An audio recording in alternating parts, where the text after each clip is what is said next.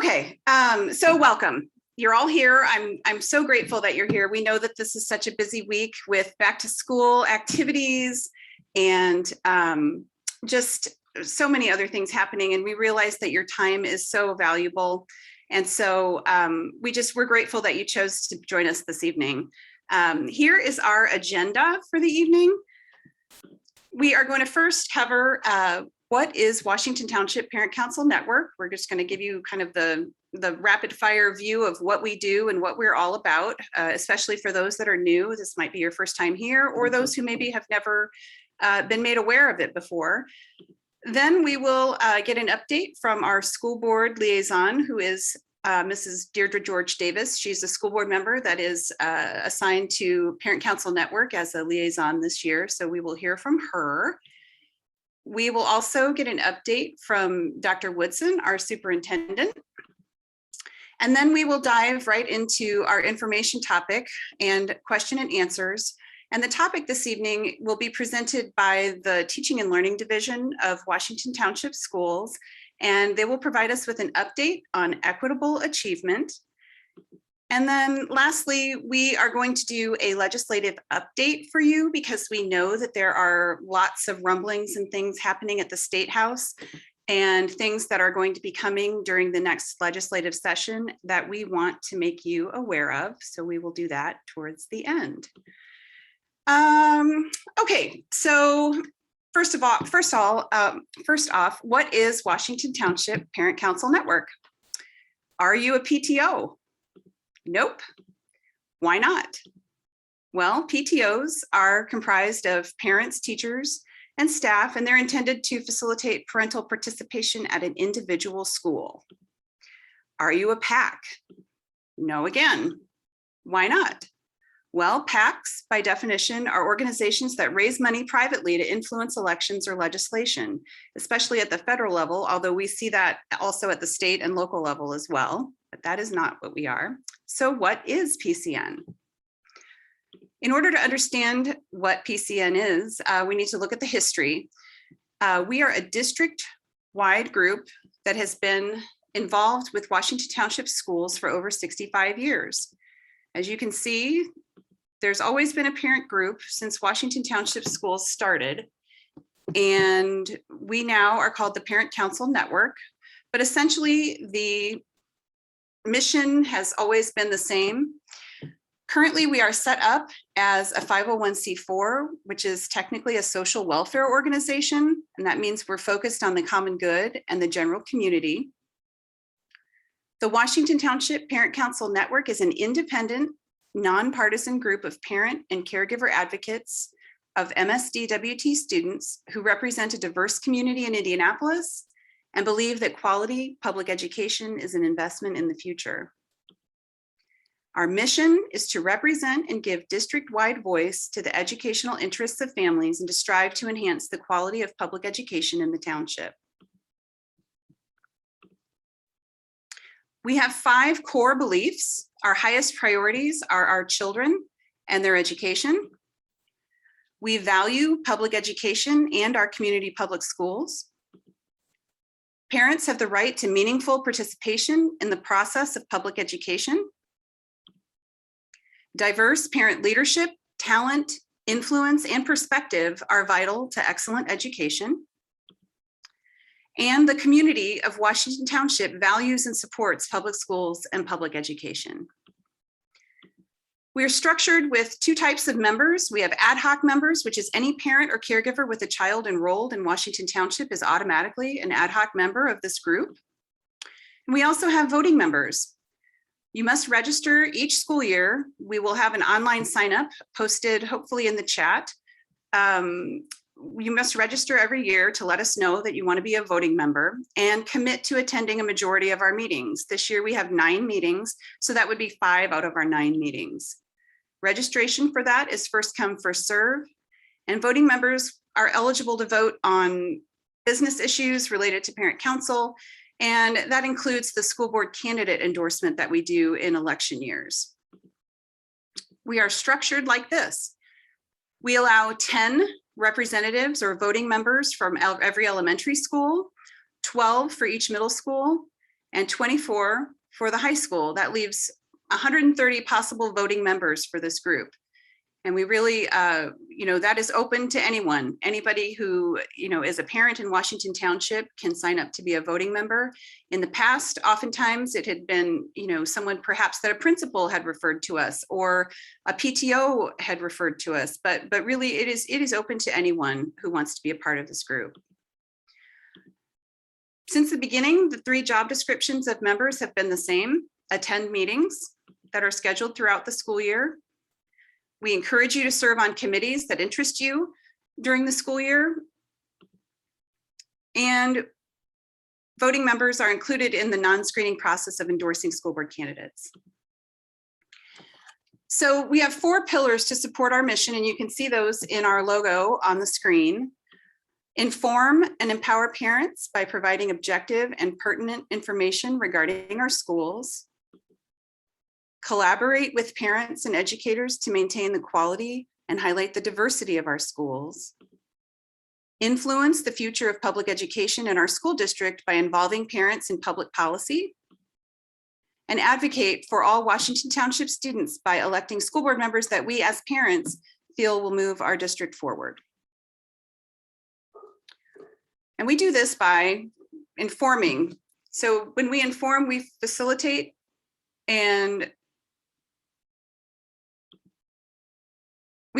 understanding and discussion during our meetings on various critical topics. I mean, we have just so many topics that we have covered. I'm not going to read every single one, but you can see the variety of things that we have done throughout the year, or throughout the years, I should say. And then on top of that, we've done other things like hosting meetings regarding school safety and security. We've had the Marion County Prosecutor's Office, the Washington Township Police Force, and even the FBI come and present to us over the years. We also sometimes go beyond the headlines and talk about critical issues such as the achievement gap. And we also have participated in interactive workshops on equity and having courageous conversations. We also have had presentations on district rebalancing, school hours, construction updates.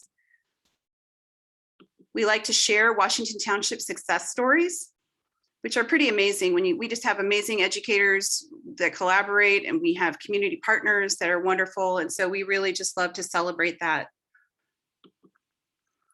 We also have shown important documentaries about public education.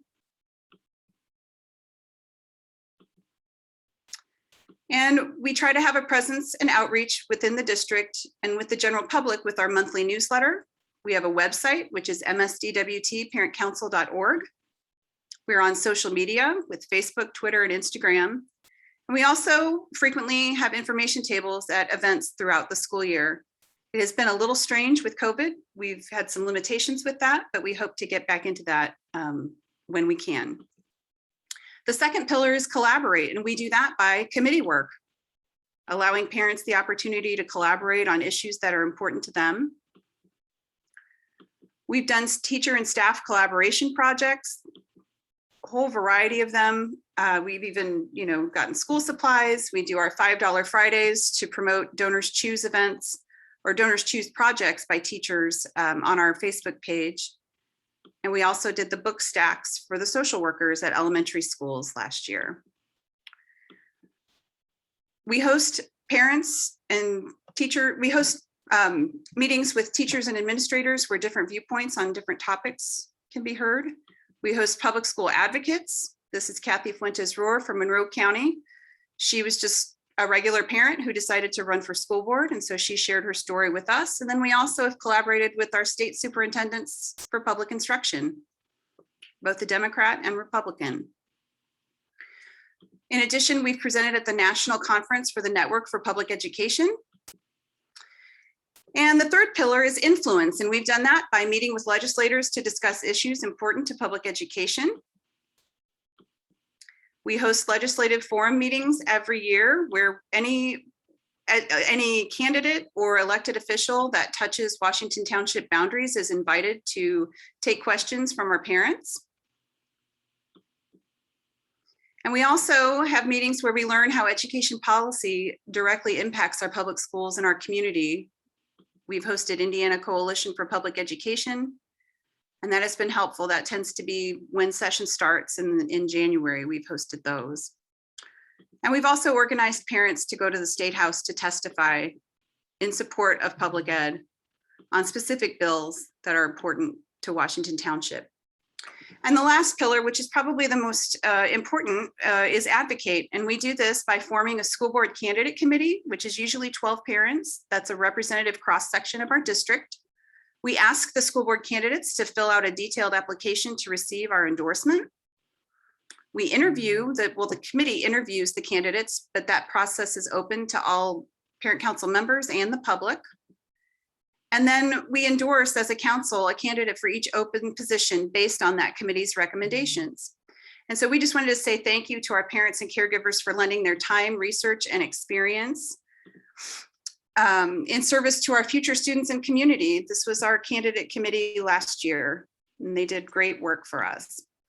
Our board of directors this year, we've got, well, our immediate past president is Crystal Pascal. She's a Nora parent and a Northview parent, and she just really shepherded us through some crazy times last year. And we're so appreciative for Crystal's guidance and support and Zoom account last year. That was really great. And we're just thankful for all the work that she put in. I am president this year. I am a North Central parent with 2 kids at North Central. President-elect is Brian Henry. He's a North Central parent, and he will be president following me next school year. Our treasurer is Taryn Greaser. She is a parent at Fox Hill, West Lane, and North Central. She's got kids at every level. We have our secretary, Mandy Graber. She's a Clearwater and Eastwood parent.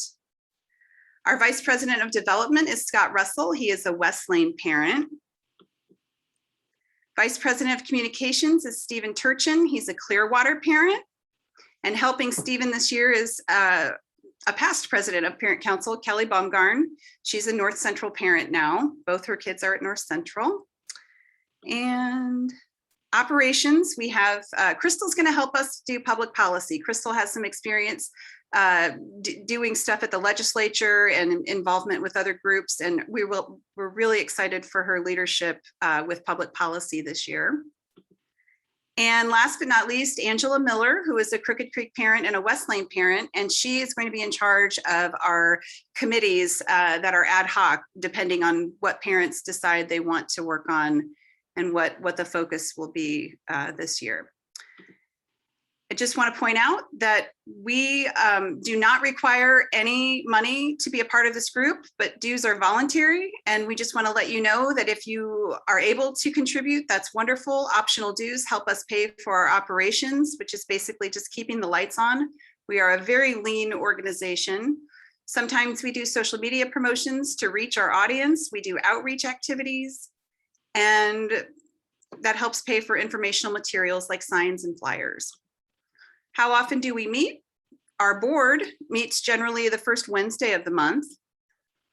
Parent council members meeting is generally the third Wednesday of the month. School board meetings are the second and fourth Wednesdays, and usually 2 members from parent council's board attend. Our format, normally we meet in the CEC at the CEC in person, but since the pandemic began, we have been virtual. We are looking at possibly doing a hybrid style meeting in the future where we do both. And I just want to let you know that our next meeting does not fall on the third Wednesday of the month next month, because we are accommodating for Yom Kippur. So we are going to push our next meeting into September 29th. And I just want to close by letting you know that I think volunteering with Parent Council is an opportunity. It's really important to maintain the stewardship of our schools, and we must pass the torch for future generations. Participating in Parent Council is a unique opportunity to be involved in the long-term strategic direction of our schools, and it allows parents to influence decision-making on behalf of their students at the district level in a big picture way. So I like to say, long game, big picture. And with that, we can take some questions or we can move on. We've got the links. Thank you, Dr. Woodson. Appreciate that. I kind of rushed through a lot there. I was trying to get it in as quickly as possible. And you can feel free to just blurt out any questions you have or type them for us.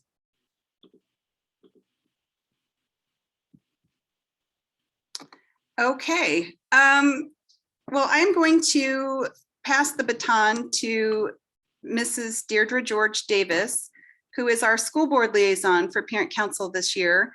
And what we would like is just to get an update as to what the school board's up to. I think most people are aware that the protocols and things have changed for COVID-19. But if you have anything to share with us and anything you want parents to hear about, we are all ears. Good evening, everyone. First, let me apologize for not being on camera. I am traveling and I am using the Zoom app for the first time on a mobile device. And I'm not quite Zoom savvy yet to figure this out. But first and foremost, the board, along with the administration, is keeping its eye on this pandemic. Literally things changing every day. And the communication's just been great from the administration, keeping us up to date on the data, et cetera. So pandemic stuff, getting through parent emails about various different concerns about the pandemic. So before I continue, I want to say we encourage all feedback. So please keep the emails coming so that we know what's going on in the schools. You guys, while I'm a parent in the district, I'm only in one school, and you guys are spread out across the district. So we, excuse me, greatly encourage parent feedback. We just ask that you keep it nice. Well, not nice, but no blaming of specific people and and using foul language is not using foul language is appreciated. So that's really it. It's just a brief update today. The pandemic is really keeping us pretty busy right now. Does anyone have any questions?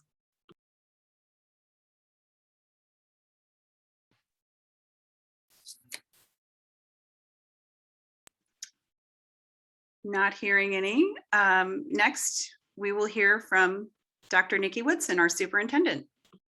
Thanks so much. And I just wanted to pause and appreciate Parent Council Network.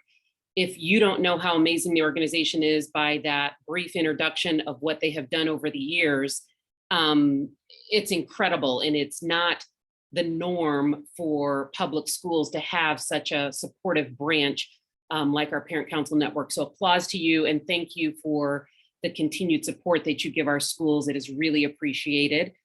I just wanted to start before I get into other matters by being thankful. And I am thankful that we are in person for learning right now. You all know that I'm a proud parent in Washington Township, and that keeps my hat and lens on the district from multiple angles. And I had two students who experienced last year very differently.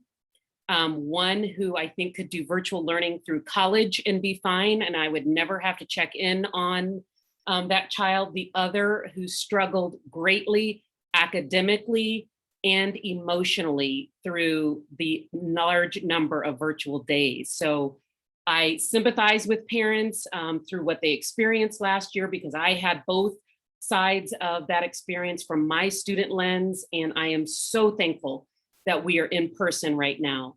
And so when I get the volume of emails that Mrs. George Davis just mentioned, or the very detail-oriented questions about COVID, or the upset parents about protocols, or whatever the protocol is that they're upset about, they're very upset about it. Whenever I deal with those and interface with those, I just have to step back and say, I'm simply thankful that we are in person and our students are not at home as they were this time last year.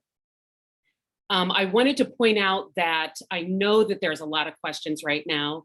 We don't have all the answers. I'm not sure anybody has all the answers regarding this pandemic. We are doing the best we can with the information that we have. But I wanted to put in your toolbox, not just for the parents on the call, but for you to share with other parents in your networks and in your neighborhoods, that your principal is the first point of contact to get your questions answered. I would rather have questions answered with accurate information than misinformation circulating out there, especially when it comes to some of the more recent concerns regarding public health safety. So always go to your principal. It's an easy email, and they can get you detailed information. If they can't get it for you, they know how to connect you to the proper person. So please help me articulate that principal is the first point of contact to get questions answered. A lot of times when I'm getting a question, I'm concerned about this one particular class my kid is in, I'll say, have you asked the principal about that concern? And the answer a lot of times is no. And so I really would encourage parents to start with any questions or concerns that you have with the building principals. As Mrs. George Davis said, we are navigating COVID. A lot of parents are frustrated that the Marion County dashboard is not up. That is a Marion County department issue. We are awaiting that to be released as well. I can tell you that they had a major data breach, which is why their website and dashboards and everything is down. So we are awaiting that to be repaired and restored. And as soon as that is, we will update our website with the data that comes out from Marion County. We do know, however, that we have 0 schools in the red risk zone. And those zones are determined by metrics determined by the Marion County Health Department through a page-long formula, but it's all about COVID data. And so we don't have any schools in the red risk zone. I can tell you that much. We do have COVID cases. I met with all Marion County superintendents today.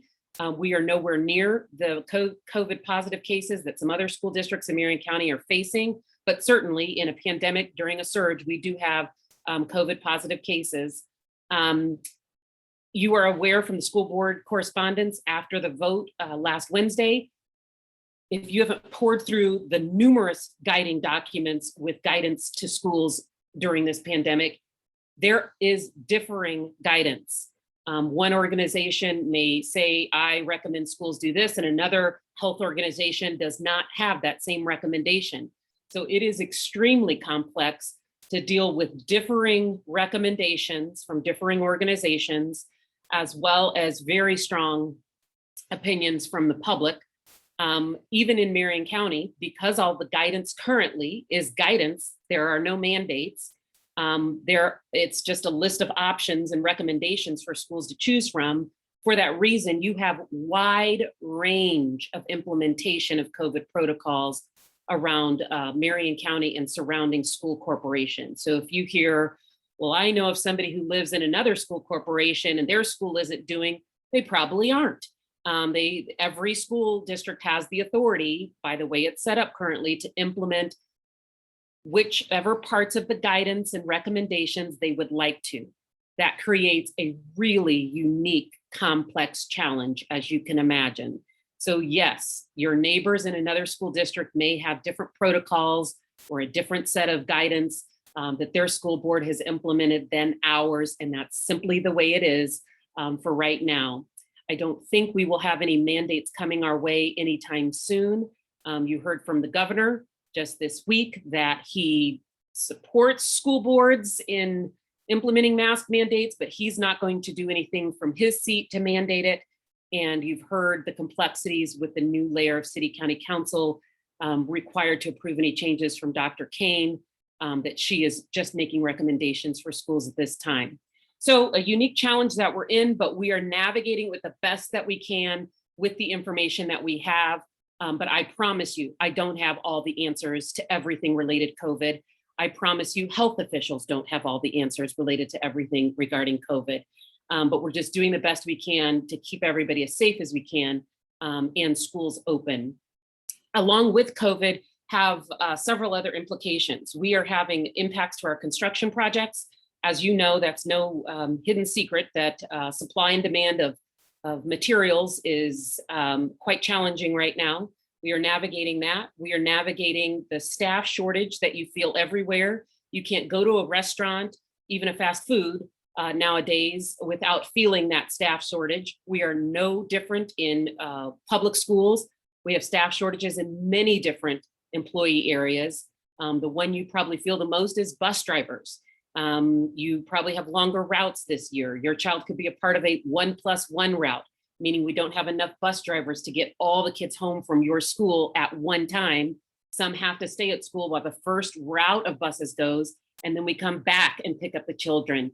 All of those are due to staffing shortages, even though we've done significant pay raises, significant incentives, employee referral incentives. We still have the staff shortages that everyone is experiencing around the nation. We also have food shortages. I was at the grocery store and was jaw-dropped by a few empty shelves or just really low quantities of things.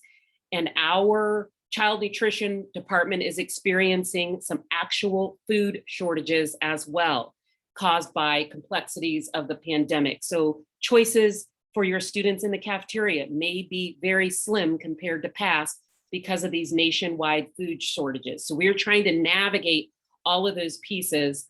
And I will summarize all of that by saying this. I was at the grocery store late night, one night, it was last night. I think it was last night. I was gonna say one night this week, but it was last night. And I had a unprofessional interaction with somebody who worked at that grocery store. And my first inclination was to report it to the manager because it was so unprofessional. But I just had to step back and say, everybody is stressed right now. They're short-staffed. Those who do show up are overworked. So let me just step back and say, I'm sorry you're having a bad day. How can I make it better? And I chose to do that versus going to a manager, complaining about the employee, et cetera. I share that example to ask for that same grace of our school staffs. Those that show up, we have to be thankful for, we have to be appreciative of. They are navigating continued complex territories that no one has all the answers to. At the beginning of this Zoom, it was described how this is a weird landscape and it's difficult to toggle everything. Hey, can somebody help with admitting people in while I get started? Imagine a teacher by themselves doing that for classes for an entire year. People are exhausted. They're afraid of the unknowns. They're worried about their own personal circumstances and families. So I just conclude my remarks for asking for grace from parents as you interact with school staffs. Let's just show extreme appreciation for those staff members who are still with us and still working with our schools and students each and every day. I know that everyone gives 110%, from bus drivers who are going above and beyond, even though they are having to do more because they're understaffed, to teachers and administrators and child nutrition, custodians doing extra. So just help me show appreciation to our staffs from our parent groups would be wonderful. Tonight, you have a dynamic team who is on their third consecutive 12 or 14-hour workday, with another one tomorrow with more back to school nights. So I wanted to first start by sharing appreciation for them for doing another extremely long workday to prepare a presentation for you tonight. But it is our district leaders from our teaching and learning division who will have introductions. But I just wanted to talk to you about what they're going to cover for you tonight. Tonight, they're going to talk about the district strategic plan from the perspective of equitable achievement and what are our goals. They're going to talk about progress we've had towards those, even though we're just 1 year into the implementation of that plan, but also how has COVID impacted that progress certainly has to be a consideration. They're going to talk about the high-level strategies and supports that you have given from the operating referendum passage, as well as federal funds that we are using to offset some of the implications from COVID. They're going to talk about how schools are aligning their focus on equitable achievement to the district's strategic plan priorities, and also what parents can do to help with these efforts. They targeted about a 20-minute presentation and then opening it up for parents' questions and answers. So I think about 30 minutes total. So because we realize you still have other parts of your meeting left. And Dr. Taylor, I believe, is going to kick it off. But let me pause. Are there questions for me? Thank you for the bus driver shout out. I will write a personal note to that bus driver. That matters so much. Thank you, Taryn. Well, and I just wanted to say thank you for the perspective. We all need that. And I think just the vibe that I got at North Central for back to school night was the teachers, you know, everybody's stressed and everything, but the teachers are so just happy to be seeing in person the people that they are teaching. I mean, just think about all the feedback and all the things that they were not getting through the screen. So it isn't perfect at all, and it's stressful and it's crazy, but they seemed very grateful to just be able to be in person for now. So it's really great perspective.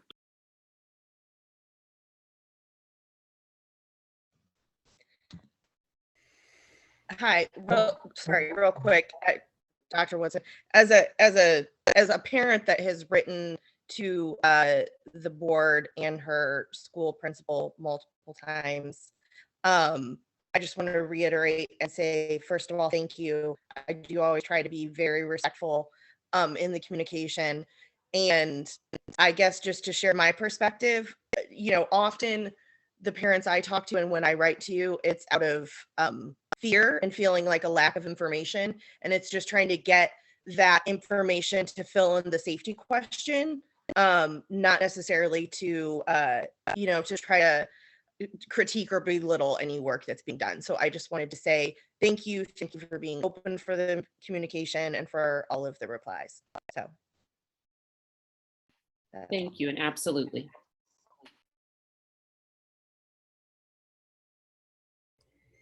Okay, are we ready to move on with teaching and learning presentation? I think so. Take it All right. away. Do you have the ability to share your screen? Yeah, let me go ahead and share screen Great. here. Thank you. Let me pull this over a little bit here.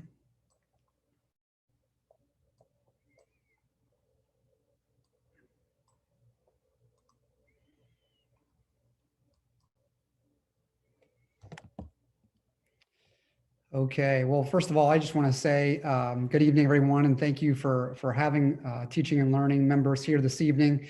I'll go ahead and share who all is here, and then they can, we're going to tag team this presentation. So with us this evening, we have Mr. Rick Doss, our Director of Secondary Education.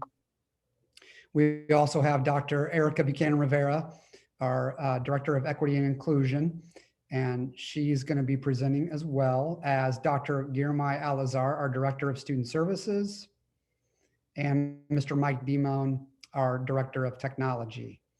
And so we have divided these up based on some of the guiding questions that Dr. Woodson shared with you this evening, and talking about some of our important work coming up this school year and moving forward. And so, first of all, we're going to share a little bit with you about the specific goals outlined in the district strategic plan in relation to priority 1 under equitable achievement. We're going to talk a little bit about, you know, where are we with progress, because we are in year 2 technically of implementation. And then C, we're going to talk about high level strategies and supports that both the community and the federal government have supplied for our schools, and what that implementation is going to look like, or is currently looking like, for our schools. Again, how our schools have aligned to the district strategic plan with their own school improvement plans. And then finally, we want to, before we turn it over to questions, talk about partnership with parents and caregivers, and what we can recommend in order to have a strong partnership. And so with that, I want to talk first, what are our specific goals in relation to equitable achievement? And we've got 4 primary goals. The first one is to maintain or increase graduation rates for all racial subgroups. And so we have that data explicitly listed for those subgroups. Maintain, meaning that we already have very high graduation levels for some subgroups, and we want to accelerate that for others. We want to decrease behavior disruptive to the learning environment, as measured by office referrals, primarily from 3 areas, and that's continuous class disruption. We want to look at that from the lens of refusal to comply and disrespect. And those are behaviors that we want to work on, because we believe in limiting those by 30% by the end of the district strategic plan, that will make a difference in the learning environments that our students participate in. When looking at goal C or goal 1C, we're looking at NWEA proficiency. You know, in the past, we've made a lot out of NWEA growth, but we're focusing more on proficiency because it's all about getting kids to grade level proficiency or beyond. And so when we look at NWEA, we're looking at that from both a reading and a math standpoint. You'll see outlined in the district strategic plan that we are looking at accelerating proficiency for all subgroups represented in our schools. For those higher performing subgroups, we're looking at a 1% increase on an annual basis. And then for those subgroups who have been underperforming or not as high as performing, we are looking at a 2%. So a 2-to-1 ratio in terms of closing some of those achievement gaps and decreasing some of those barriers to opportunities to accelerate achievement in those areas for those underperforming subgroups. When we look at goal 1D, we're looking at English language arts and math again, but we're looking at through the perspective of our iLearn or our state standardized testing data. And again, we're still following that up with a 1% annual increase for our higher performing subgroups, and then a 2% increase for those subgroups that we need to better serve. And so with that, we want to talk a little bit about what progress has been made. We know, the pandemic started March 13th, 2020. I think I'm forever going to have that ingrained in my head. And so Mr. Doss is going to tell you a little bit about what last year looked like in terms of our progress and some of our challenges and successes. Mr. Doss. Good evening, everyone. It's great to be here with you this evening. As you can see on this, we didn't hit the mark that we were hoping for, but I think obviously there were a few barriers. As you look there at our graduation rate, we were at 90.5%, which normally would be a great score to celebrate. But in that, we were only able to hit 3 of our 5 racial subgroup benchmarks. And at the same time, though, the 2 that we did not meet were over 90%. But at the same time, we're not celebrating because the grades that students earned to graduate are probably not the same grades as they would earn in a typical school year, because I think sometimes the grade earned was a little more about compliance and a little less about true understanding. Goal 1B, we indeed met that. We significantly reduced our disruptive behavior referrals that impacted or adversely impacted the learning environment. But again, probably a jaded number in that we were not in school a lot, especially at the secondary level when we came back after the initial virtual experience. We were in a hybrid model. So again, not comparing apples to apples. And then obviously the last 2 indicators there that we're focusing on, as Dr. Taylor said, the NWEA scores or the growth measure, and then the iLearn, which is the state standardized test in grades 3 through 8. Again, we were unable to meet any of those benchmarks, and despite the best efforts of a number of people.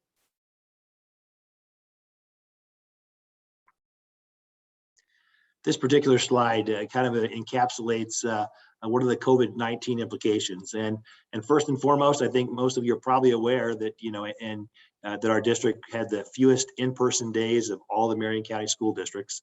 And so it created a struggle. We had struggles with attendance, struggle with virtual engagement. Many of you probably as parents experienced that. And even the students who were logging on to their Zoom meetings weren't always really there. And that was a struggle for teachers, as was alluded to earlier. And it was difficult. Our math scores suffered more than our English language arts scores. But again, that was a trend not only across the area, the county and the state, but also across the country. And they predicted that very early in the pandemic, and it played out as well. And you can see that our iRead scores were down 8.6% from the 18-19 school year. And for those of you who don't know, that's the test taken by all 3rd graders and to measure their reading proficiency. The high school ISTEP and iLearn biology scores were in alignment with state average. In fact, and they were among the highest in Marion County. The Marion County rankings in terms of all standardized tests, looking at iLearn, we were 3rd in English language arts and 4th in mathematics. And so while we weren't pleased with the results, but at least we know that we were in a good place, especially given the fact that we had so few in-person days last year. And again, our iRead scores were the 3rd highest in Marion County. So what are the results? as a result of this, our school board, in a sense, kind of gave us a mulligan because they realized that maintaining the same pace, the same metrics in the district strategic plan really didn't make sense given the fact that we went backwards. So they agreed to extend that the time frame by an additional 18 months. And with that, I'll pass it off to Dr. Buchanan Rivera. Good evening, everyone. I am going to transition us into a discussion about the strategies that are a part of our district strategic plan and the supports from the operating referenda and use of ESSER as well as CARES that are being implemented to impact equitable achievement. Moving the needle towards equitable achievement takes a comprehensive approach that requires all of us to commit to proactive work, where we take a deep look at ourselves and how we show up to children as educators. Additionally, we have to intentionally think about our physical spaces, our classroom environments, and how we are creating environments that are conducive for learning. We can create intellectually stimulating environments through the work of developing curriculum that is engaging, or having a positive school climate and culture, strong partnerships with families. Therefore, the District Equity Leadership Team, or DELT, has focus areas that center the improvement of climate and culture, curriculum, professional development, and the ways we connect with families, as you can see listed. DELT prioritizes equity-focused leadership and efforts to support our district strategic plan. To unpack this a little bit more, Dr. Jamila Lescott, who is one of many researchers who talks about forms of oppression from an individual level to an institutional, so thinking more so about the biases we possess to the policies we create for schools that impact the experiences of students, we have to consider how all of those layers and systems impact student outcomes. We know that the beliefs that we possess influence our interactions with others. And as humans, we know that sometimes we can be our own barrier to forming deep connections with other human beings. And within the field of education, our biases and beliefs, especially if aligned to deficit thinking, can also hinder learning partnerships significantly. Therefore, we are working hard to have ongoing professional development and coaching that supports culture responsive teaching practices. And so you may question, what are culture responsive teaching practices? And to define that more, culture responsive teaching is a pedagogical approach where educators learn how to honor the strengths as well as the identities of learners within curriculum, with also an in-depth understanding of how students learn best, which is where the neuroscience research comes into play, and how culture also influences learning. It also calls for educators to examine the alignment between beliefs as well as actions. Therefore, as responsive educators, and I share this often in professional development settings with teachers, we have to be conscientious of the difference between our intentions as well as our impact, and understand the alignment between the two. We can have the best intentions for students, but what matters most is our impact. Therefore, responsive educators also have to review data and collaborate within professional learning communities that are ongoing within our district to monitor the progress of student achievement efforts. We have to also intentionally create professional development opportunities for our educators to support these understandings as well as these efforts. Next slide, Dr. Taylor. As a part of our strategic plan, we also have the strategy of having school-based resiliency teams. So each school within Washington Township has a resiliency team that focuses on what we call systems work. And that's an examination of the conditions for learning and systems that are designed to support student success. Within those spaces, the resiliency work that is centered on equitable practices, teachers, counselors, deans, and other admin who are part of those groups, they receive specialized training from myself that I facilitate. Sometimes there may also involve collaboration from national experts. And we really work to unpack educational equities that may exist in the building level. So we look at what is not working, perhaps in the best interest for students. What are some of the barriers that our kids face? And how are we working together as school-based teams to actively remove the barriers? Can we even determine the existence of some of those barriers? So we're able to get to the root cause of why we're seeing certain outcomes. And so they're having those intentional conversations within these spaces. You know, they're wrestling with the disparities that Mr. Doss had already captured earlier when he shared some of our data, especially when it comes to our racial disparities. And they're working together to center culturally responsive teaching practices and some of the strategies and goals that they're developing to address some of those barriers. And so there is some strong alignment between the district equity leadership team, as well as what is happening within those resilient spaces.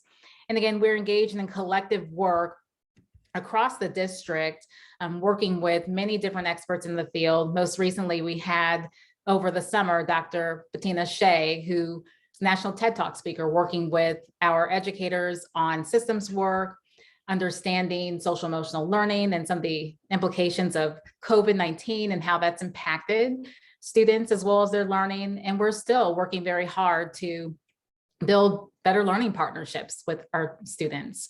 You know, in addition to those partnerships that exist through the resiliency work, you know, as well as DELT and many other professional development opportunities, we also have a community coalition of families, staff, and local agencies, which also work to build a bridge between school as well as the community to ensure that all of our students have equity and access to resources that meet their academic as well as social emotional needs.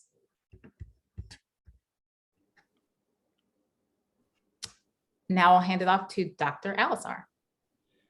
Thank you, Dr. EBR. Good evening, everyone. I am so happy to be with you. And first, I want to say thank you so much for inviting us. And also, thank you so much for your support. I think you know that you make our job easier because you support public schools. And I know you are a big advocate of public school, and you push for us to get the resources that we need. So I just appreciate each of you. So I just want to say thank you so much. I'm Germay Alazar. I'm the Director of Student Services. I support special education as well as multilingual learners and 504 and so on. What I'm going to talk about is first, I'm going to talk about special education in general. And I have just a quick visual for you so you can see who we serve at Washington Township. As you can see, we serve about a little bit over 2,000 students, meaning that about 2,012 students have specialized instruction. As you can see from that chart, most of the students have specific learning disability or have language or speech impairment. So those are the majority of our students. And we do great work at Washington Township because of the resources we have. So speaking of resources, some of the highlights that I want to bring and share with this team here is that when we talk about special education, our best resources are people. We do whatever we can to hire the best people to be with your kiddos. So for example, at Washington, at North Central, right about mid-year last year, we hired 2 student support specialists to support a proactive work, to support students early on before they struggle or before they are getting maybe D's and F's. And so we coach those teachers, coach the teachers, and also focus on those 2 support specialists on what is early intervention, how do we communicate with families, and how do we reach out to our kids and so on. With that, because of your support also, we hired 3 additional school psychologists. Washington Township is so lucky for your support. Other Marion County cannot match what we do in terms of school psychologists. We almost have 1 school psychologist per building. And our biggest goal last school year and this school year has been to utilize our school psychologist expertise when it comes to early intervention. And we're involved with MTSS, which is our tier system to support students early on. our school psychologists are planning and getting involved at the earliest stages. So our school psychologists are not just evaluating students to put them in special education, but they're playing a key role in each building. And another big one, like Mr. Doss said, as you know, Washington Township students were virtually mostly last school year compared to other school districts. And we were one of the few school districts that utilize what we call a limited in-person services. We had few students that came to our building even during COVID, and our teachers volunteered to support those kids inside the building. So we're very proud of that. Another one that we are very proud of is that early intervention. We have created a mentoring program called Young Men of Purpose. And this mentoring program is for not students that are struggling, but we are engaging our students early on. We're not just picking the kids that are maybe have challenges with grades or maybe discipline or attendance. We are actually, asking students to join us during advisory, and we are intentional about having a mentorship program with kids. So we're excited about that. We started at North Central last school year, and it continues this year, and we're going to expand it to middle school. Lastly, I want to highlight for special education is that inclusion model. And if you ask families that have children with unique needs, one of the things that they always talk about is that inclusion model, meaning that most of our students that have unique needs, they're included in the general education setting. It does not matter if they have a severe disability. We still believe that our children with support should be with a general education classroom. So we are very proud of that. A lot of our family talk about that. So next one that I want to talk about is the multilingual students. And Dr. Seaver is our coordinator. She is an excellent leader. And just quick data on our multilingual students. As you can see in the chart on the top on the pie chart, you can see about 25% of our students at Washington Township speak 2 languages or more. 75 obviously is English. And you can see it's a very diverse multilingual students when it comes to levels, meaning that level 1, they are just barely speaking any English, maybe a little bit, all the way up to level 4. So we're very diverse when it comes to our student population with multilingual. In terms of some of the highlights, we have many of them, but these are some of the key ones. Is at the high school, we expanded the bridge program to include rising 9th graders. Before, we didn't have 9th graders involved. And another one that is, as you all know, the concern right now is teacher shortage, especially with multilingual teachers and special education teachers. So for the multilingual teachers, we partner with Purdue University to train any teachers that want to participate in this. They can join, and they will have a second language or ENL certification to support our growing population. And another one is that we have increased our opportunities for inclusion for multilingual learners in our core curriculum classes. And lastly, we are very proud of it, again, because of your support, that we've hired 4 multilingual family liaison. And the purpose for that is for them to reach out to our communities. As you know, a lot of families that when they come to us from a different country, it's very intimidating to come to our schools because they don't speak the language, they don't understand the culture. So we've hired 4 multilingual families to reach out to our families and communicate with them, coordinate activities and engage them, and link families with resources, because a lot of our families, like I said, they're new. So we have our 4 multilingual family reaching out to them to link them to resources. So that's a quick summary of our division. I'm going to now toss it to Mr. Nebon with technology. Thank you, Dr. Alazar, and good evening, everyone. Needless to say, how technology supports teaching and learning and the work we do ramped up very quickly this last year. And the first few bullets are just some of those pieces we rolled out and obstacles we overcame during the course of the last school year. I want to focus, though, on what the ESSER money is allowing us to do with some of the lessons learned. One of the things that we're doing this year to support learning and the technology in the classroom and when it goes home during quarantine or inclement weather is with the distribution of the devices. This year, we are contracting services to help with repairs so we can turn those around quicker, get them back in students' hands With the supply chain problems that we still have, new devices are slow in delivery. So we got to take care of the ones we have. So that money is allowing us to do that. And one of the biggest things that we heard from teachers is they wanted a management software for the laptops. So this year we will have that capability so that teachers can redirect, lock screens, refocus students, and restrict some of the sites that they're going to and only use the ones that they need during instruction. And that's a big component that we were asked for last year, and that money and those emergency funds are going to allow us to do that.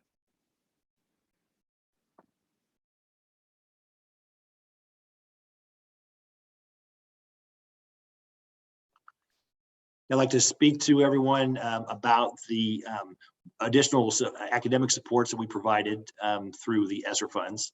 And as you already know, we expanded our summer learning opportunities. We started out, like North Central actually had 5 opportunities for students to re-engage with the curriculum. We had a nice mini opportunity for students right after the second semester ended. Those students who had not quite met the requirements to pass courses, we identified them and went back and gave them another opportunity to reassess and demonstrate learning on a higher level to maybe pass some courses that they would not have otherwise passed. We also had 2 in-person summer sessions with them. We also had 2 additional opportunities, one through Edmentum and one through Indiana Online Academy, to earn online credits as well, because we had a number of students this year who really struggled to earn credits with the challenges of the pandemic. In addition, both our elementary and middle school had extended days. We've expanded opportunities after school in terms of academic tutoring and very focused targeted instruction available at that time. The elementary piece is through our AYS program. We're fortunate to partner with AYS and an additional grant that earn additional dollars to support them in a higher way. We've also targeting high school again with credit recovery opportunities in the evening, almost like night school, to give students an opportunity to earn back those credits that they may have missed out on during the last school year. One other unique piece is we created an interventionist position, and in that position we have identified licensed teachers who are probably not quite ready to have their own classroom, but are very close. And so we've hired some of these individuals. We'll hire more as the opportunity arises. But in that situation, they will work in tandem with among our best teachers to do some co-teaching. We'll do some small group work at all 3 levels, elementary, middle, and high, to support kids on a higher level. And we're very pleased to have that opportunity through the ESSER dollars. And lastly, we expanded our mental health supports. All of you may be aware of our partnership with Cummins mental health group. And in that situation, we've expanded the services, and we're able to reach kids not only during the school day for additional mental health supports, but beyond the school day with their families as well. And then one of the strategies listed in the district strategic plan speaks to revisiting our vision for teaching and learning. And so Elevate is not a package that you purchase. I just want to make sure that that's clear. If I could summarize Elevate into one word, it's about engagement. It's about accelerating engagement with our students. And you cannot accelerate achievement without accelerating engagement. And so in looking at our data, looking at our work with our equity emphasis, as well as kind of looking at what practices we felt were the most leveraged and best supporting our students, we underwent a process where we needed to reset some priorities when it came to teaching and learning, and therefore Elevate was co-constructed out of that process over the course of last school year. So what you see in front of you is the vision of Elevate, and you see kind of the 4 core beliefs representative of teacher and student partnership, learning community, responsive instruction, professional learning. And those are all areas of emphasis for our continued growth as a learning organization when we're talking about developing our staff. And then our outcomes, our stars, are obviously our students. And those intended outcomes, some might be new, but many of which you might recognize from our previous work with the International Baccalaureate. And so we felt that consistency and that continuation was important, but we also felt like it needed revamped and refocused as well. And so that Elevate, you'll continue to hear about. Elevate will continue to be a source of all of teaching and learning's emphasis on how we coach instruction, how we're developing our staff as we move forward within this district strategic plan. When we look at school improvement plan alignment, at no other time that I can think of in any public education organization that I've served in, and I've been in multiple across 2 different states, I've never seen as tight alignment. And I'm very proud of that alignment within our district. You have our school improvement plans that are looking at very similar data as our district is looking at. So we're all looking at the same data. The only difference is we have a district lens and our schools have their school lens. So it's the same NWA data, it's the same iLearn data, it's the same behavioral data. It's just personal to their individual school data. So our school improvement plan goals are aligned with our district strategic plan goals under equitable achievement, but obviously their metrics are different. And then their specific action plans that you will see once they are board approved here at the end of September, and they'll be posted to each school's website. You can see their individual action plan work to get to those intended outcomes as stated with those goals. We also have HR goals represented in our school improvement plans. And then obviously we want to continue that strengthening our family and community partnerships. That's evident in our school improvement plans as well. We felt that was very important. In order to have a successful district strategic plan, you needed to have school improvement plans aligned so that we're all working together. However, each individual building is unique. It has its unique set of data and it has its own culture. And so that alignment is important, but each building may have some different particular strategies still working under Elevate that may be unique to their own building. And so I'll turn it over to Dr. Alazar to talk about partnership. Thank you, Dr. Taylor. This is our last slide. So, I mean, this is a really good question. How can parents or caregivers help? And what you're doing right now is what we need consistently. And but as a big picture, if you're talking to your neighbors or peers or so on, when they ask this question, there's several things that obviously parents and caregivers should do. But here are a few highlights or key points here. The biggest one is that partnership with teachers and school admin is key. We're all in it together. If we have strong relationship with each other, we're going to have a great year. It's going to be a successful year and your child's going to be successful. Engagement with your child, encourage their voice and encourage them to keep working hard. It's okay to fail. You know, failing sometimes in school is seen as a bad thing. You're not doing well, but failure is the best lesson. So encourage your child to continue to be engaged and collaborate with the school, and encourage their voice. If something's not working for them, tell the teacher. Reach out to someone. Another one is if they see something that looks wrong, communicate it. Nowadays, you all know this, kids know so much more information than we do because of their devices, because they especially with social media, they know so much what's going on in our community. They know what's going on before any of us do.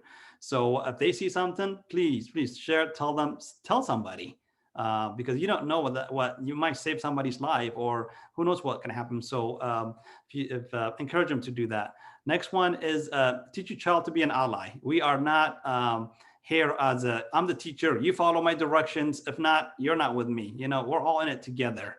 Participate in the district-wide surveys. We send out few already. This is the way to get your voice heard. I know a lot of times people are like, oh my God, do I have to answer 15 questions or 30 questions? I don't have time for this, but it is important.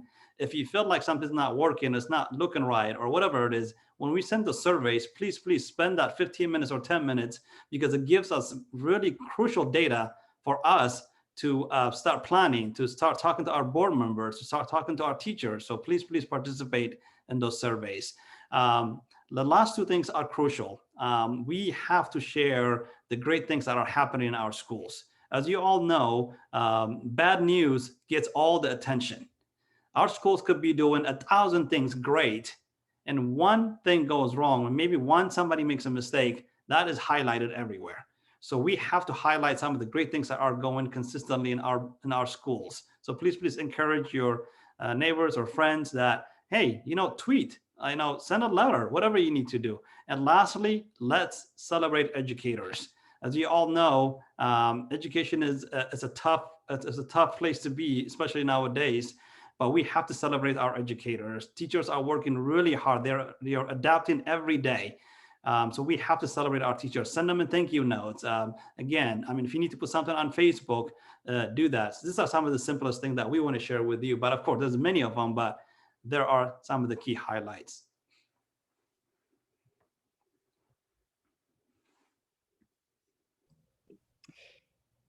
And so that's our presentation, and we're happy to answer any questions the group may have. Thank you. I'm noticing that there are a couple of questions that have popped up in the chat. Let's see. Sarah says, due to the pandemic, students have fallen behind on wellness visits and routine immunizations. What additional steps are being taken to address this gap in care? Will additional school vaccination clinics be offered again? I know one was previously offered at North Central. Mental health screenings, health physicals, and routine immunizations are necessary for students to be present and ready to learn. Does anybody want to address that? So the immunization data and all that stuff are things that we're starting to get back into that busy time of year again, where that information is coming back out. I do not know of any specific plan at this point in time to have any kind of wellness clinic on site at North Central as far as that goes. I don't know if anyone else wants to share anything, but that's, we are aware that some of our students have fallen behind. So that communication is happening with our health services department, with those families. And we do have students that are getting caught up and all that. I think particularly this past summer, it's been very busy and getting our students back up to date with immunizations. But as far as us doing something like a wellness clinic at North Central, I'm not aware of any plans or any intent for that right now.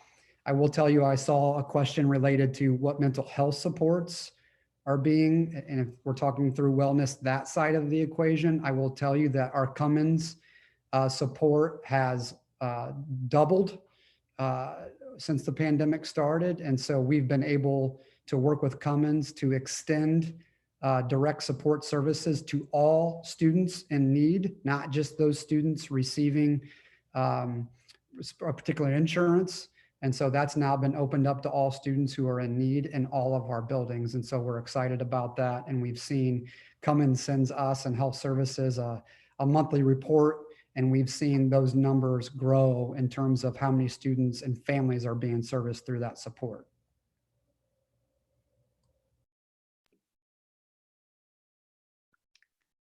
Well, that's all I see in the chat right now. I have a question, and it's about, I'm concerned about the teacher pipeline. I'm concerned about what we're seeing, obviously across the board in this entire country with staff shortages and things, but specifically the teacher pipeline. And do we have any, I don't know, I mean, I know you're busy, but big ideas about perhaps creating our own teacher pipeline, perhaps creating our own pipeline with,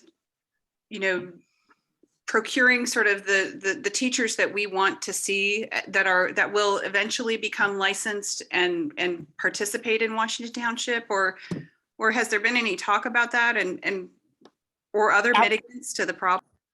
Absolutely. We are not waiting to be reactive to that issue. We are trying to be proactive, so much so that it's an entire priority area on the district strategic plan.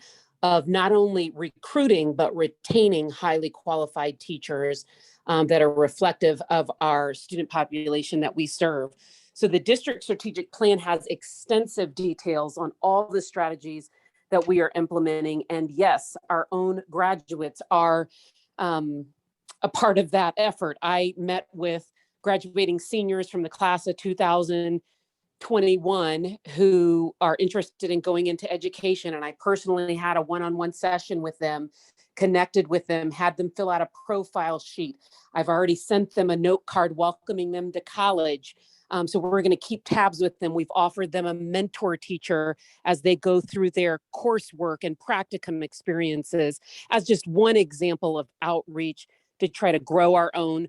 But we also have extensive strategies and recruitment efforts along with retention that are all outlined in our district strategic plan, because we also see that as a future real concern. And certainly I will also add that no teacher goes into it for money, but money matters. And the passage of the operating referendum that the community passed helped us give the largest raises to teachers the past 2 years that the district has ever seen. So we're very proud of that. But we know that it takes more than money to keep folks happy in a job. And so we're working on climate surveys and audits. All of those are all detailed and outlined in the district strategic plan. I'll add as well, Shelley, that we have a program called Educational Careers, and it's probably something that's more from what we all knew as the cadet teacher program from decades ago. And that particular program is offered through the Career Center. And so we're kind of redefining that as we work to expand that program this year.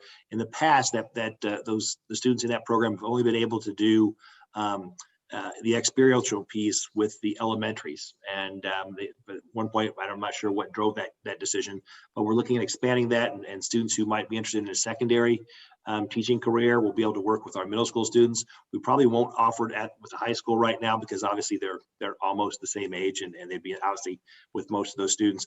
But we're expanding that particular piece. In addition, earlier I mentioned that interventionist piece, that we're using the ESSER funds to hire people that are licensed teachers and in that situation. But we're also looking at people who are in their pre-service training at the university level.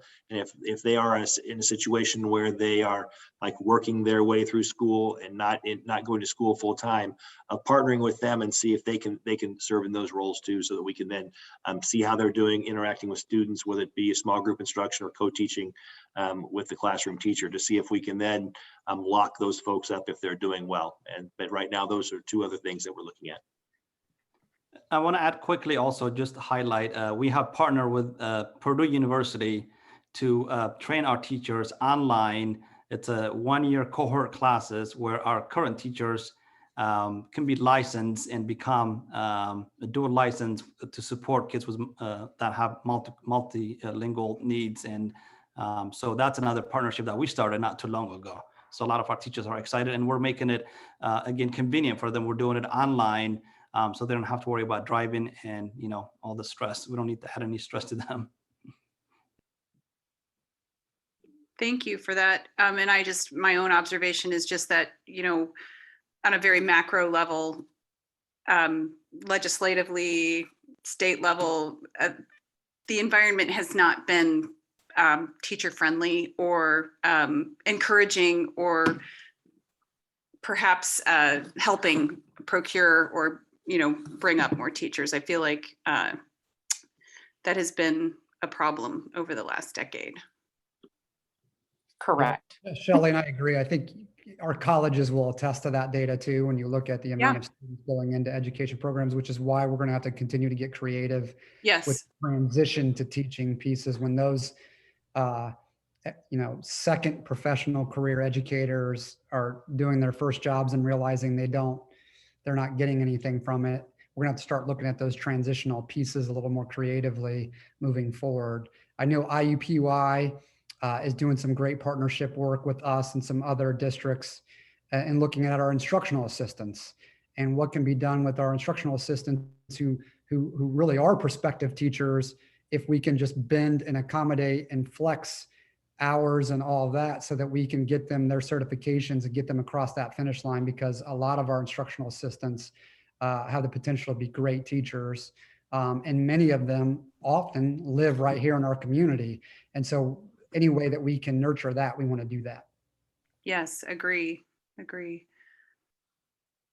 And certified, and having standards for teachers, I think, is the key word there. Brian, Yeah, I have you a question. I don't know. Yeah. I don't know if this is for Dr. Taylor or Mr. Ross, but you guys provided a very, very good, I think, like high level, data-driven plan. You guys are way smarter than me. A lot of it went over my head. But my question is specifically on some of the strategies that are in the strategic plan, specifically for, I guess, increasing the graduation rate. I think I saw like grade level support teams on a couple of line items in that plan. So my first question is, what exactly is a grade level support team? And I mean, is that the teacher and the counselor? And are they doing the things that are outlined in the plan? Maybe it's too early in the year. I understand that. That's one question, the grade level support teams. Then also there was a blurb in there about Algebra 1, and I guess tracking students who are falling behind in Algebra 1 and making sure that there is maybe before or after school, for lack of a better word, tutoring for those kids. Maybe not tutoring, maybe so, but could you speak on those two things, helping kids with Algebra 1 and then the grade level support teams? Sure, be glad to do that. Our grade level support team is a strategic target, a way to break a very large high school into smaller schools. And what we have 3 counselors, an assistant principal, a dean, as well as an attendance clerk, clerical staff, to target about 950 students. And in that, they're tracking them from the time they leave 8th grade. They work with them spring of 8th grade, and then with that same group of students through commencement. And they literally work together. We've created spaces within North Central where that team is together. We have social workers who actually, because we only have 2 social workers, they each work with 2 grade levels of students. And then we have our graduation coach who also floats between grade levels. But basically their role is to start tracking students to make sure they're on par to graduate each semester, not wait until the senior year to find out that students are credit deficient, that they track those every semester. They are putting supports in place if students do not successfully pass key classes each semester. Okay, what do we want to do here? We're going to put a student on an online platform to get them caught up, or do we just get them caught up the traditional sense and have them take the same course again? But lots of options there. And you spoke to the Algebra 1 piece, and that's a target class. Obviously, it's a foundational mathematics class at the high school level, and the students that take it at the high school level are students that might be struggling a little bit in mathematics through their middle school years. And in that situation, we have algebra lab courses to get them additional supports. We have after school options, as I alluded to earlier. But the key is, we know there are a couple classes that typically are troublesome for students in terms of having academic success at the high school, and we're making sure that we do everything possible to make those students successful. Okay.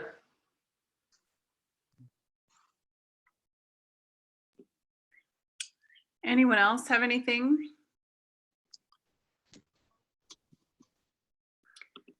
I have one more. Oh, go ahead, Megan, please. Sorry, I just, I caught that you mentioned that at North Central, there are only two school social workers. Did I hear that correctly? Yes. Have you ever thought about adding more? We're not there. My oldest is a 6th grader, but that seems disproportionate to the number of students. I think that's a great point. I think obviously a number of years ago, in fact, for many years, we had 3 social workers to support the entire district. And obviously that was a big priority in the initial referendum. But we've made it a priority. We have a social worker in every building now, and 2 at North Central. Yes, we would like to have more, but at the same time, we have 12 counselors who service kids on a regular basis. We have 2 additional counselors. One is the college, career, and life ready counselor. We have someone who oversees the counseling program. And then we have, as of this year, we have 2 individuals who work to provide intern experiences for students as well. So while we don't have the same number of social workers, we do have a number of other pieces in place to support students that you wouldn't typically see at the elementary and middle school level, if that makes any sense. In a perfect world, we'd like to have one at every grade level. Right.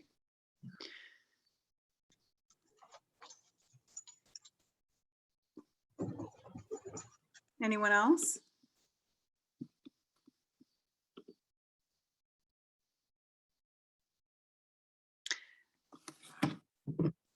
Well, I think if no one has any more questions, we will end the Q&A. Okay. Just thank you so much for taking the time to be here and present to us and give us this information. One of our member activities is to help spread the word and let parents who are in our circles know, what's happening at the district level, and to pass on the information and be, leaders in our own communities. And so we appreciate having the information, and we know, I think everyone on this call knows that they can reach out to anyone at any time via email, pick up the phone. Our administration team is quite responsive to all of that. So we appreciate that. We appreciate your time. We know that you are all tired. It's been a long 2 years almost, and we appreciate you.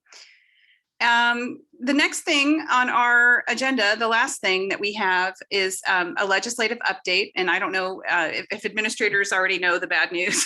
They don't have to stay on, but Crystal is going to lead us through a legislative update. And since she is going to chair the Public Policy Committee this year. So Crystal, what do you have for us? Thanks, Shelley. I'm first going to start off with some of our plans within PCN around legislative activity, how we're planning on getting involved, how we're going to be hearing from legislators. And then I'll be talking about some kind of things that we are hearing that may be coming up in the State House. So for just a very quick primer of why we're talking about this and why we care, is because educational policy and funding for the state of Indiana is decided by our state government. Our state government is in session generally from winter into spring of every year. So January into April, May-ish, generally every year. That's when they're meeting. That's when they are proposing legislature and voting on those things. So right now we are not in session. There is not legislation being written. There are not things happening at the State House. It's kind of a quiet period. But that doesn't mean that we don't have work to do, because we absolutely do. And the first thing that's coming up that I would love to have you all back for is our legislative forum, which will be happening at our October Parent Council Network meeting. We will be inviting all of the legislators whose districts touch Washington Township to come and answer questions from you about public education, what they're going to do to support public education, and how can we expect them to show up for us and our kids in our schools when the State House is in session starting in January. That's always a really great time. These are people that we vote for. We pay their salaries with our taxes. And so they are accountable to us. And this is a really great forum to come and have your questions answered. You can submit them in writing if you don't feel comfortable asking them out loud, but it's a really great way to interact with these people and let them know, hey, we care about this. We're watching what you do in regards to this issue, and we want you to support our kids, our teachers, and our schools. So that's a really big thing coming up. It's one of my favorite events that we do, and I would love to have you all back. Even if you don't have specific questions that you want to ask, just to come learn who these people are and learn how you can interact with them.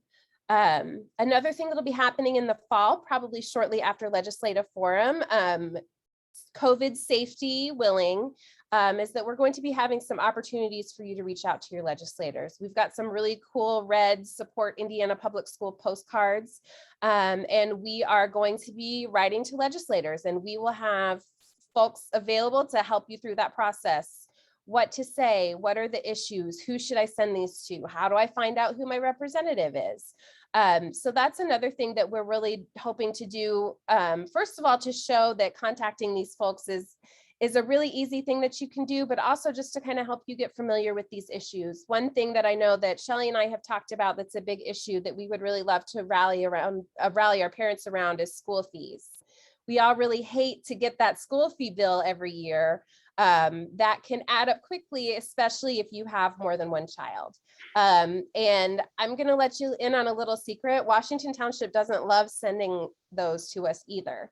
But the way funding works in our state is that parents are responsible for those school fees for book rentals and other school fees. We are one of only a handful of states where that is the case. And I'm sure you probably have friends in other states that are just shocked that you have to pay $100, $200, $500 or more dollars a year for these things like access to books and software subscriptions and Chromebooks. And these things cost money. And we would really love to come together and urge the folks at the State House to provide the funding for that so that the burden isn't on individual families. Shelley, did you have something? I just want to say, I believe that almost every year there is a bill filed on this topic and it never passes. Not never passes, but it just sort of dies or gets lumped into something else that dies. And so I think that's a great plan to, that's something that affects us directly, right? We feel it in a pocketbook. And I think it makes perfect sense to start with something like that. So that's one example of an issue that we're going to be tackling. It's one that comes up every year. Some things that we are expecting to see, again, the State House is not in session right now, so we don't know what types of bills are going to be filed, but some things that we have heard are possibly on the horizon for this year include changing the way school board races work so that school board candidates have to declare a political party. And then another thing that I think we can probably expect to see is some bills around curriculum and what can be taught, especially in regards to things like diversity and equity and how we're talking about historical events and the perspectives that we're representing in our teaching. I think that Washington Township has made a very clear stance that they really believe in providing a well-rounded and equitable educational experience for all kids, no matter their race, their country of origin, their sexual orientation, anything like that. We have really put a stake in the ground and said that our schools are going to be a safe place for all of our kids. And that's something that I very much appreciate. But this is a very hot topic in the news right now. There's a lot of buzzwords. There's a lot of media attention around this topic, and we see legislation passing in other states regarding these things. And so I think we can probably expect those on the horizon as well. And so as parents who you obviously care about the district, that's why you've made time to be here tonight. Those are things that we will be keeping you up to date on.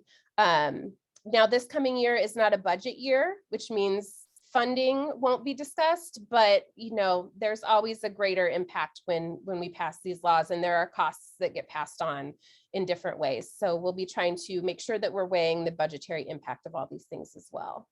Shelley, what am I missing in regards to possible? Well, they're going to draw their own maps. Oh, yes, that's a great one, redistricting. Which they're just going to keep on keeping on. But there have been some open public forums regarding that, but I think that those may have concluded by now. I'm not sure. Yeah. And I'm not sure exactly what the dates are for when that's happening, but that is happening. I think it's September or. Yeah, it starts in September. Yeah. Okay. Yeah. Does anyone have any? Yeah, go ahead. Sorry. I was just going to say the same thing. Any legislative questions, feel free to share them here, or you can always reach out to us on our various contact channels, social media, or our website. I will repeat this when we have our legislative forum, but I just want to share this here as well. That contacting your legislators is so, so, so important, even if you know that they are supporters of public education. My representative is also a North Central parent, and she has been an ally of public education, but she will be the first person to tell you, I still need to hear from you. I still need to be able to show my constituents are concerned about these issues. So much like our school board members, our representatives and state senators are elected officials whose salaries we pay through our tax dollars. They are accountable to us. They are obligated to listen to us, and we have power to reach out to them and ask for the things that we want for our schools. We just have to take advantage of it and really harness that. So that's what I'm excited to do this year. Well, Megan had a question about the maps. So we are in the process of redistricting right now and redrawing our districts and what that will look like. Indiana has an unfortunate history of gerrymandering, which is a big word just for saying that folks are drawing the districts in a way that benefit them politically or benefit their party politically.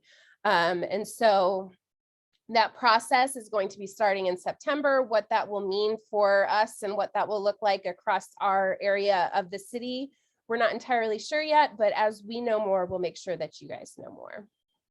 And I will repeat, that's redistricting for legislative matters, Yes. not redistricting for Washington Township schools. Been there, Don't done that. Email me your concerns. Your representative may change, your school will not, we promise. Correct. Any other questions? Well, I think that is what we have for this evening. Please, please follow us on Facebook. You have to actually like and follow our page and want to get notifications in order to get the notifications there. We're also going to try to keep our website updated and add some, more interactive features there, which will be good. We appreciate those of you who pitched in and donated to the cause this evening. We already had several donations come in, so we're very grateful for that. That helps us keep the lights on and keeps things going. And I think that's it. If you have any questions at all about anything, you can always just shoot us an email through our website or through Facebook Messenger, or any of us as individuals. We're happy to chat with you about parent council and what we're doing. And we're always just looking to have more and more people join us. So with that, I think we'll end the meeting. So remember, next month is September 29th. It's not going to be the third Wednesday. It's going to be the 5th Wednesday because we chose to work around the religious holiday of Yom Kippur. So we will be meeting on September 29th. All right. Thanks, everyone. Thanks for joining us. See you next time. Thanks, everybody. Bye-bye. Thank you.